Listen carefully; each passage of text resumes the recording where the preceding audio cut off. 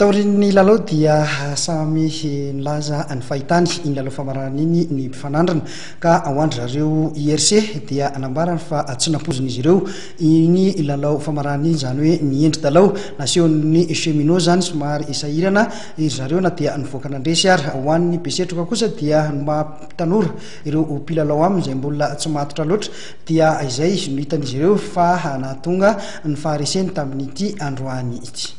Lalao aloha mafy zay tsy nanamaivana anazy fa fantatra izy fa ekipa vaventy miezaka zay nanohatra ary nampiseho ny tondraka izay fa zay koa tsy manaiky avano izy fa zany hoe resy moa zay dia ohatrany somary bebe ihany ny baolina very, ohatrany somary netanetana be ihany nareo sambany ilay nanao finalina ve ilay boikely sana sa hoe inona mety nahatonga an'izay? Tsy hoe sambany nanao finalina ilay boikely fa be da be koa ilay faute dia jerevan'ilay arbitre fotsiny dia ohatrany hoe manome faveran'ilay adversaire.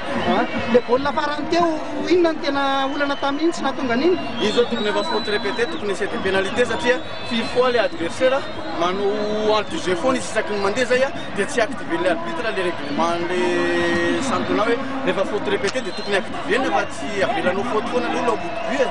Famarana aloha dia mafy ary tsara kietsetana azy mihitsy le baolina androany dia moa voaka dia voaka andresy ny IRC.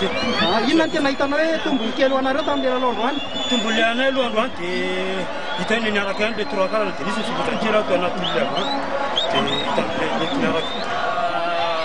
Somary tsy nampozona ihany koa aloha raha ohatsy ny lalon'le tamin'ny eo nanay tamin'le match éliminatoire izy zany tonga dia domine foana zay zany tamin'izay ka ty izy nanomana tsara izy koa dia tsy azo nambanina mba mifamaly zany le aty.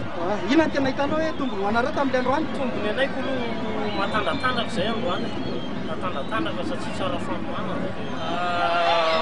Somary tsy nampozona ihany koa aloha raha ohatsy ny lalon'le tamin'ny eo nanay tamin'le match éliminatoire izy zany tonga dia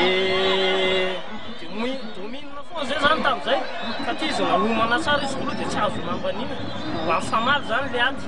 Inona ny tena hitanao hoe tombony ho anareo tamin'ilay androany? Tombony anay koa aloha matandratandraka zay androany, matandratandraka satria tsara fanoana. Nasotsotso daholo zany nanendrika skôra izy dia tsy nilavo lefiny zay fa miakatra hatrany foana ny moralilay zany. Olona tsara dia tsara fa tsy maintsy misy hitanao endrikely mpandrafitra mbola misy hoe baikely le miaraka amin'ny lalao aminay dia mbola misy hoe tsy matotra zany fa ezaka nanao matotra tsara ny